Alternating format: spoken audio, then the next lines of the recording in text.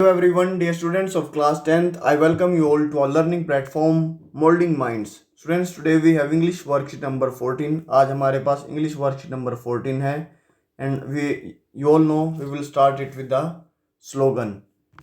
And the slogan is, the man who does not read books has no advantage over the one who cannot read them. मतलब जो व्यक्ति किताबें नहीं पढ़ता है उसका कोई लाभ नहीं है उन व्यक्तियों के ऊपर जो उसे पढ़ नहीं सकता, मीन्स इलिटरेट पर्सन्स के ऊपर जो अशिक्षित हैं। तो वो दोनों ही बराबर हैं। अगर आप शिक्षित भी हैं, लिटरेट भी हैं और आप इलिटरेट भी हैं, और दोनों ही आप किताब, एक तो पढ़ता नहीं है और एक पढ़ नहीं सकता है, ऐसा मार्क ट्वेन बोलते हैं और ये बिल्कुल करेक्टली बोलते हैं। तो आप बुक्स ज़रूर पढ़ा करें क्योंकि because you are a literate person, आप एक शिक्षित व्यक्ति हैं।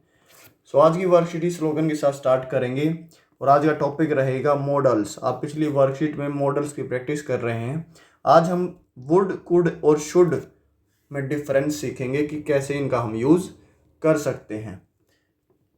नेक्स्ट स्लाइड में आपको बता रखा है कि इसके कुछ रूल्स हैं। Rules they are use to talk about possible situations. ये पॉसिबल, संभवित जो सिचुएशंस हैं, परिस्थितियां हैं, उनके बारे में बात करता है। जैसे कुड बोलता है, कुड इज यूज्ड टू से when an event is possible. Could जब यूज कर सकते हैं जब इवेंट, कोई समारोह है वो पॉसिबल होगा, ठीक है, उसका होना ही है, तब हम कुड का यूज कर सकते हैं, पॉसिबिलिटी है वहां पर। वुड हम तब यूज करेंगे, use to talk about a possible और इमेजिन सिचुएशन।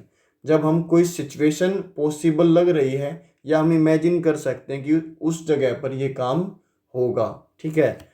शुड हम यूज करें यूज्ड फॉर एडवाइस और फॉर सजेशन। जब हमें किसी को सलाह देनी हो, सलाह मशवरा देना हो, तो वहाँ पर हम शुड का इस्तेमाल करेंगे।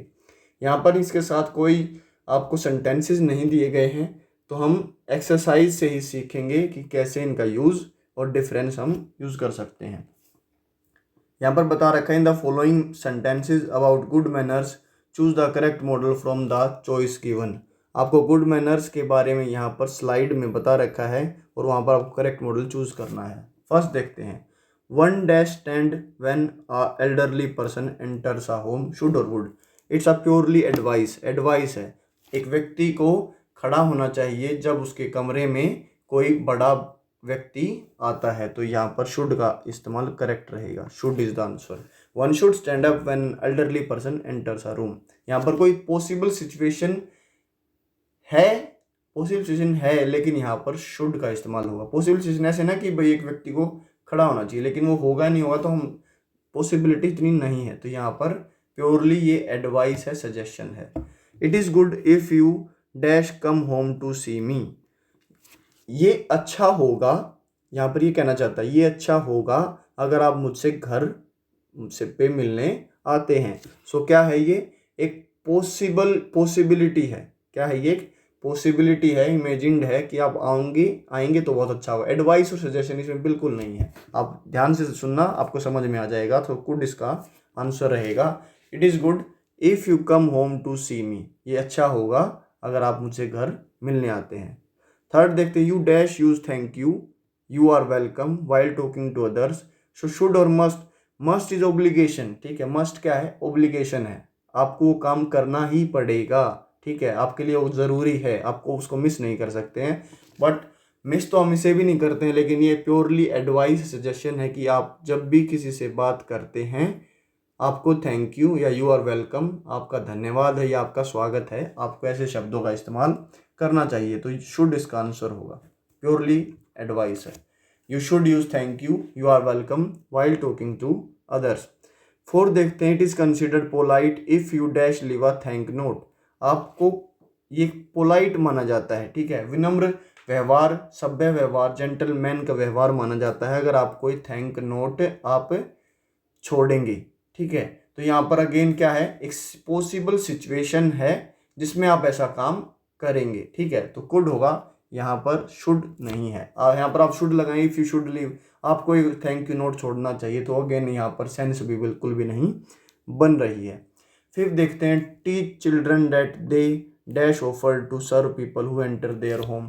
तो बच्चों को सिखाओ कि जो भी आपके घर पर आता है उनकी सेवा हमें करनी चाहिए या उनको हमें थैंक यू या वेलकम का मतलब अच्छे अच्छे वर्ड से उनको ज़रूर उनको बोलना चाहिए। सो अगेन बोलना चाहिए नहीं, शुड का मतलब है चाहिए, शुड नॉट का मतलब नहीं चाहिए, तो शुड इसका करेक्ट आंसर, बिल्कुल सिंपल था ये।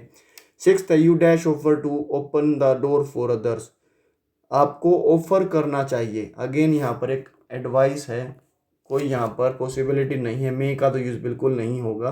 You should open to offer the doors for other, आपके घर पर या बाहर भी कहीं भी हो तो आप उनको ऑफर कर सकते हैं कि मैं आपके लिए डोर खोलूँगा। So should is the correct answer.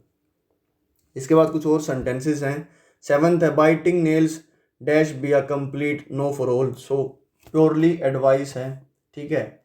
आपको नाखून जो चबाते हैं वो बिल्कुल बंद होना चाहिए, तो biting nail should be a complete no for all, should correct answer रहेगा इसका। 8 देखते हैं licking your fingers at the dining table dash not be done, so both are possible. यहाँ पर देखिए ये एडवाइस भी है, आप ध्यान से समझिए, ये एडवाइस भी है कि लिकिंग माने चाटना, अपनी उंगलियों को चाटना डाइनिंग टेबल पर नहीं करना चाहिए या नहीं होना चाहिए या नहीं होगा, ठीक है। पॉसिबल सिचुएशन भी यहाँ पर दिखा रहे हैं और यहाँ पर एडवाइस भी दिखा रहे हैं, तो हम दोनों यूज़ कर सकते हैं, आप दोनों इसमें यूज़ कर सकते हैं, लेकिन शुड अगर आप यूज़ करेंगे तो बेटर ऑप्शन वो रहेगा। 9th इफ़ यू स्नीज और कफ, अगर आप छींकते हैं या आप खांसते हैं, you dash use a handkerchief, आपको रुमाल यूज़ करना होगा या करना चाहिए, तो अगेन पॉसिबल सिचुएशन भी है और यहाँ पर एडवाइस भी है, बोथ आर करेक्ट, दोनों यूज़ कर सकते हैं आप। 10th है व्हेन यू चू your food you dash not open your mouth wide, ठीक है। जब आप खाने को चबाते हो तो अपने आप को अपने मुंह पूरा नहीं खोलना चाहिए या आप नहीं खोल सकते हैं, ठीक है। बोथ आर पॉसिबल, ठीक है। शुड एडवाइस भी है और कुड पॉसिबिलिटी भी है, सो दोनों ही ठीक होंगे। 11th है offering food to the hungry dash be a good deed, तो अगेन यहाँ पर एक पॉसिबल इवेंट है, ठीक है, कि अगर आप किसी भूखे को खाना देते हैं तो वो एक अच्छा कर्म माना जाएगा, तो यहाँ पर शुड का सेंस बिल्कुल नहीं बन रही है, ये एडवाइस नहीं है, ये एक पॉसिबल सिचुएशन है, so would will be the answer. 4 sentences teasing animals dash be both incorrect and immoral, जो एनिमल्स को चिढ़ाना, ठीक है, अगेन ये क्या है कि एक पॉसिबल इवेंट है, क्या है एक पॉसिबल, यहाँ पर एक इमेजिन सिचुएशन है, so teasing animals would be both incorrect और इमोरल, जानवरों को चिढ़ाना गलत और अनैतिक होगा, तो would be is our correct answer. कोई इवेंट यहाँ पर पॉसिबल लग नहीं रहा है, क्योंकि इवेंट पॉसिबल होने में, आप ध्यान से सुनिए, इवेंट का पॉसिबल होने में और कोई सिचुएशन का पॉसिबल इमेजिन होने में फ़र्क है। हमें लग रहा है कि इवेंट होगा तो there will be a chance, ठीक है, लेकिन यहाँ पर हमें एक बस पॉसिबिलिटी बता रहे हैं कि ऐसा अगर होगा तो ये नहीं करना चाहिए। Raising your hands if you wish to say something dash be a good habit, so यहाँ पर रेजिंग, ये यहाँ पर आप बोल सकते हो कि इवेंट है, क्या है ये इवेंट है, ठीक है, और यहाँ पर ये दोनों ही हैं, पॉसिबल सिचुएशन भी है यहाँ पर, तो आप यहाँ पर कुड और वुड दोनों का यूज़ कर सकते हैं। अपने हाथ को खड़ा करना, if you wish to say something, अगर आप कुछ कहना चाहते हैं वो एक अच्छी हैबिट होगी, ठीक है, पॉसिबिलिटी है, यहाँ पर दोनों में ही पॉसिबिलिटी है, लेकिन अगर हम ध्यान से देखें तो यहाँ पर would be a good habit correct answer रहेगा। Question number 14 offering a seat to the elderly और to a women dash be a kind gesture, so should or of would में बिल्कुल करेक्ट है, इसमें कोई ज़्यादा फर्क नहीं है। शुड में यहाँ पर क्या है, offering a seat to the elderly और to women dash be a kind gesture, ठीक है, अगर किसी आप बूढ़े या औरत को अपनी सीट देते हो तो वो एक अच्छा जेस्चर माना जाता है, तो यहाँ पर क्या है माना जाएगा, यहाँ पर कोई एडवाइस नहीं है, पॉसिबल सिचुएशन है, सेंस भी नहीं बन रही, तो would be the correct answer. 15 देखते हैं you dash wait for your turn to speak, you should wait to for your turn to speak, आपको अपनी वेट के लिए, अपनी टर्न के लिए आपको वेट करना चाहिए, ठीक है, यहाँ पर ये करेक्ट आंसर है, एडवाइस है प्योरली। सो यहाँ पर हमारी आज की वर्कशीट खत्म होती है। And if you find this video helpful for you then hit the like button, subscribe our channel, hit the notification, share with friends, keep watching and supporting our molding minds. जय हिंद, जय भारत।